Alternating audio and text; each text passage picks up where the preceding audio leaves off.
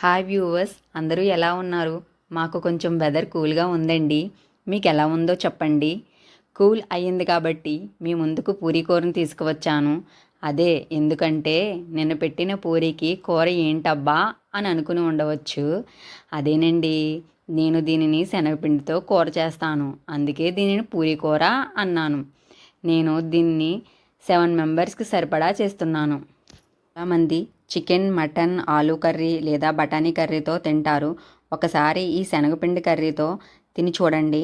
చాలా బాగుంటుంది కాంబినేషన్. పూరి అంటే వేడివేడి పూరి, చల్లచల్లని కూర కాంబినేషన్ ఎంత బాగుంటుందండి. ఒకసారి తిని చూడండి, సూపర్ ఉంటుంది. కామెంట్ బాక్స్లో కమెంట్ చేసి చెప్పండి తిని. అలాగే like, share, subscribe and bell icon. Thank you.